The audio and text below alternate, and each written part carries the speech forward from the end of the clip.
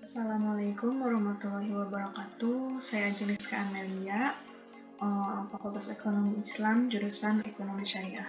Di sini saya akan menjelaskan materi tentang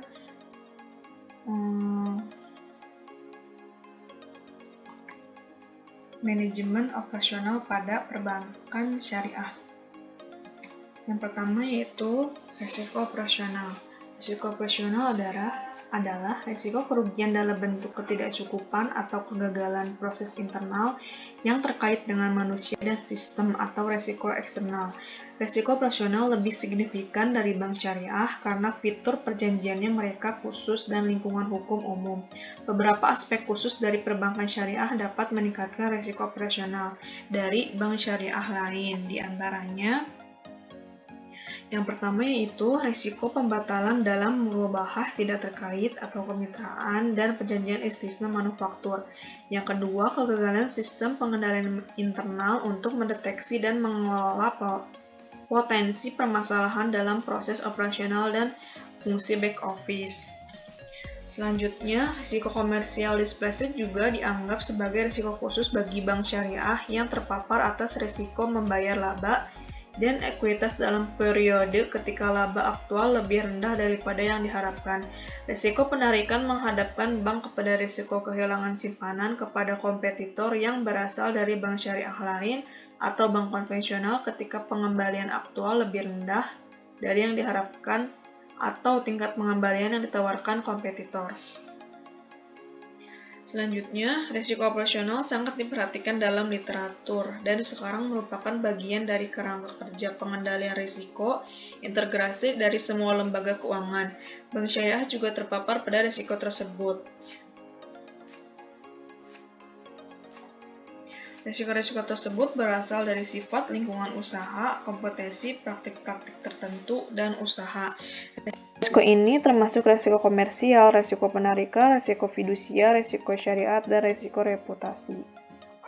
Yang selanjutnya, beberapa akses khusus dari perbankan syariah dapat meningkatkan risiko operasional dari bank syariah, diantaranya yang pertama yaitu risiko pembatalan dalam murabahah tidak terkait atau kemitraan perjanjian istisna atau manufaktur. Risiko operasional dianggap tinggi dalam daftar risiko-risiko yang dihadapi oleh bank syariah. Penggunaan pendapat bruto sebagai indikator dasar risiko operasional dapat menyesatkan dalam bank syariah. Sepanjang volume transaksi komoditas yang besar dan penggunaan keuangan terstruktur meningkatkan eksposur operasional yang tidak masuk dalam penghasilan bruto. Sebaliknya, pendekatan standar yang memungkinkan lini usaha berbeda akan lebih cocok, tetapi harus disesuaikan dengan kebutuhan bank syariah. Nah, yang selanjutnya, definisi risiko operasional. Risiko operasional juga terkait risiko kegagalan teknologi, sistem, dan modal analitis. Risiko operasional lebih signifikan bagi perbankan syariah karena fitur-fitur perjanjian mereka yang khusus dan lingkungan hukum umum. Aspek khusus dari perbankan syariah dapat meningkatkan risiko operasional dari bank syariah. Ada 3 faktor yang menjadi penyebab timbulnya risiko ini, yaitu infrastruktur seperti teknologi, kebijakan lingkungan, pengamanan, perselisihan, dan sebagainya. Yang kedua, proses sumber daya.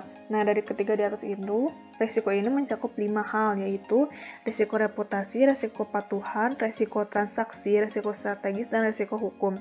Manajemen risiko operasional merupakan risiko kerugian yang diakibatkan oleh proses internal yang kurang memadai, kegagalan proses internal, kesalahan manusia, kegagalan sistem, atau adanya kejadian eksternal yang mempengaruhi operasional bank.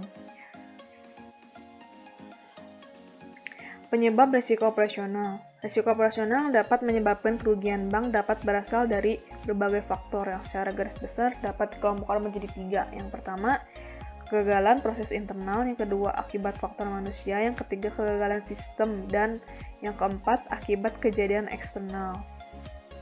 Kita akan bahas yang pertama dulu, yaitu penyebab pertama yaitu kegagalan proses internal. Bank menggunakan berbagai proses internal yang diperlukan untuk menjual produk dan jasa kepada nasabah. Dalam setiap langkah proses internal dapat terjadi potensi risiko operasional. Sebagai contoh, salah kirim dokumen kepada nasabah yang tidak berhak, kesalahan proses pembukaan rekening dan transaksi nasabah, terlambat melakukan penyesuaian terhadap perubahan kebijakan. Kenaikan volume transaksi yang tidak terduga mengakibatkan kesalahan dalam penanganan transaksi dan bisnis, produk yang beragam dan atau aktivitas baru yang diluncurkan umum namun gagal, atau sebaliknya permintaan nasabah yang luar biasa meningkat dan tidak bisa ditangani oleh sistem yang dimiliki bank. Yang selanjutnya yaitu faktor manusia. Kontrol internal seringkali dijadikan kambing hitam atas kegagalan suatu proses operasional bank. Namun, apabila ditelusuri, ternyata seringkali penyebab utama dari kerugian operasional bank adalah akibat kesalahan manusia.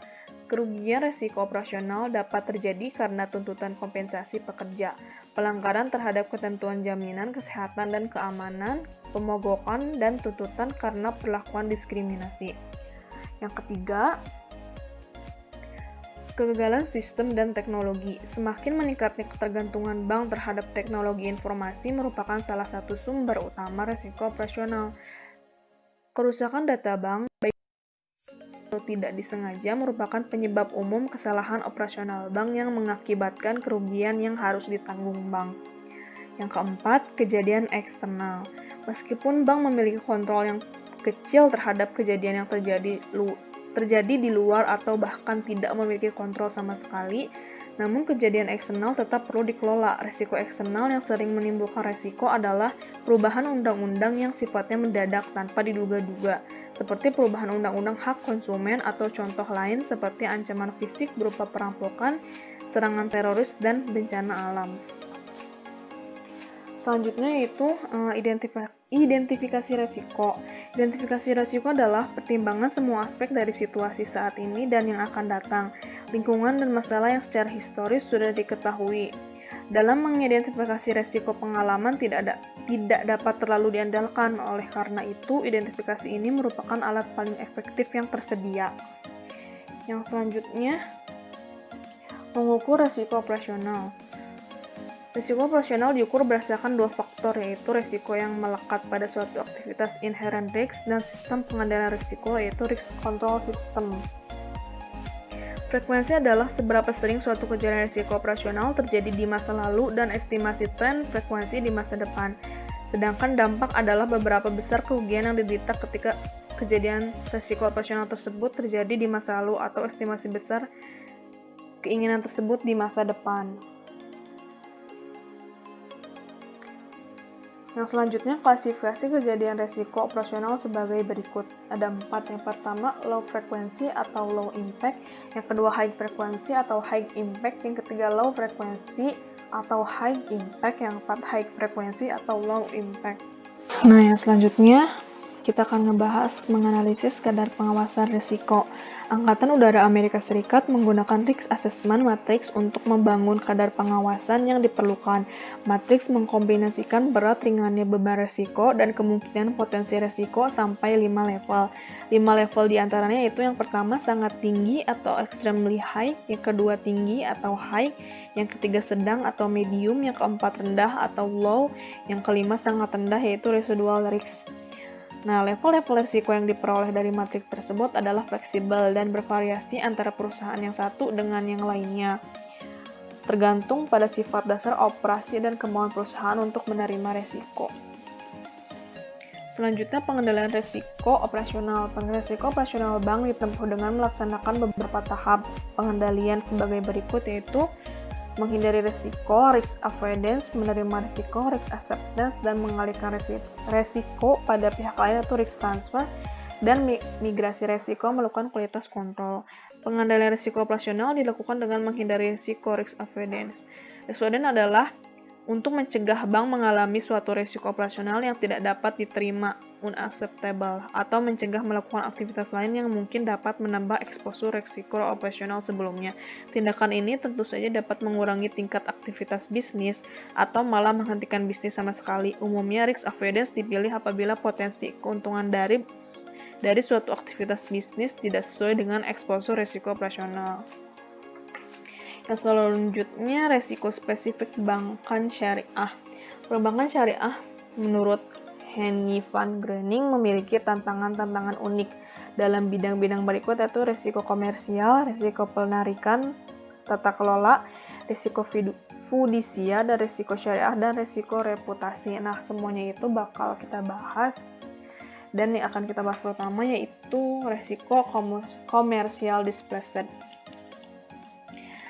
Sebagai risiko ketika bank syariah berada dalam tekanan untuk membayar deposit investor pada tingkat pengembalian yang lebih tinggi dari yang harus dibayar sesuai dengan syarat sebenarnya dalam perjanjian investasi.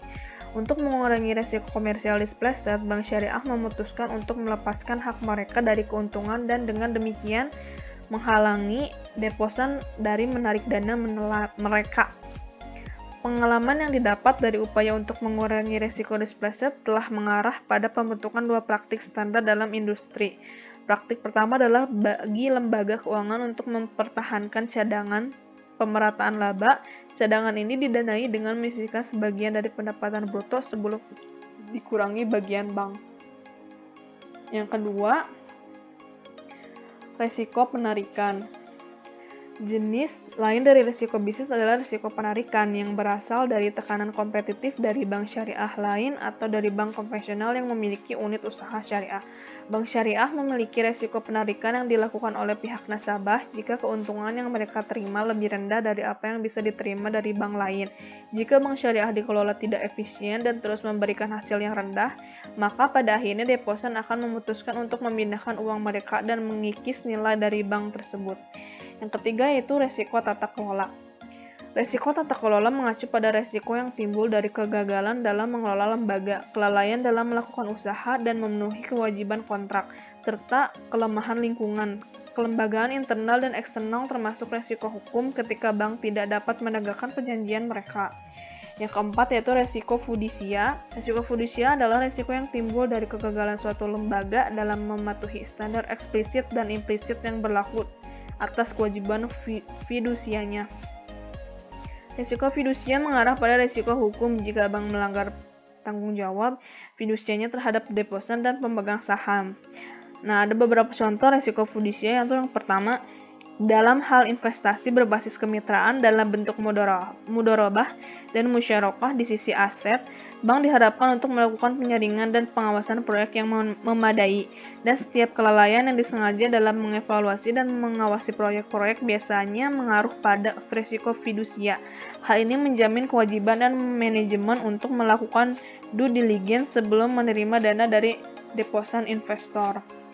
Yang selanjutnya yaitu risiko transparansi. Risiko transparansi didefinisikan sebagai keterbukaan publik atas informasi yang dapat dipercaya dan tepat waktu, yang memungkinkan pengguna informasi untuk membuat penilaian yang akurat mengenai kondisi keuangan dan kinerja sebuah bank, kegiatan usaha, profil risiko, dan praktek manajemen risiko. Yang selanjutnya yaitu risiko syariah. Risiko syariah terkait dengan struktur dan fungsi dari dewan syariah di tingkat lembaga. Risiko ini terdiri dari dua jenis. Yang pertama dikarenakan oleh praktek non-standar berkaitan dengan perjanjian yang berbeda di negara berbeda. Dan yang kedua dikarenakan kegagalan dalam mematuhi syariah. Perbedaan dalam penerjemahan syariah berdampak pada perbedaan dalam pelaporan keuangan, audit, dan pelakuan akuntansi. Sebagai contoh, sebagai cendekiawan menganggap perjanjian murabahah atau istisna mengikat terhadap pembeli, sedangkan cendekiawan lain berpendapat bahwa pembeli memiliki pilihan untuk menolak walau telah melakukan pemesanan dan membayar uang komitmen. Risiko bank lebih tinggi dalam kasus-kasus yang tidak mengikat dan dapat mengarah pada litigasi jika transaksi tidak diselesaikan. Yang selanjutnya risiko reputasi. Risiko reputasi adalah perilaku yang tidak bertanggung jawab atau perilaku manajemen akan merusak kepercayaan dari klien-klien bank. Meskipun risiko fidusia dan syariah juga berasal dari kelalaian dan ketidakpatuhan, risiko reputasi adalah risiko di mana perilaku tidak bertanggung jawab dari satu lembaga dapat mencemari reputasi bank-bank lain dalam industri. Nah, ini ada beberapa referensi yang saya dapat. Terima kasih atas perhatiannya. Kurang lebihnya mohon maaf karena saya juga masih dalam tahap belajar. Wassalamualaikum warahmatullahi wabarakatuh.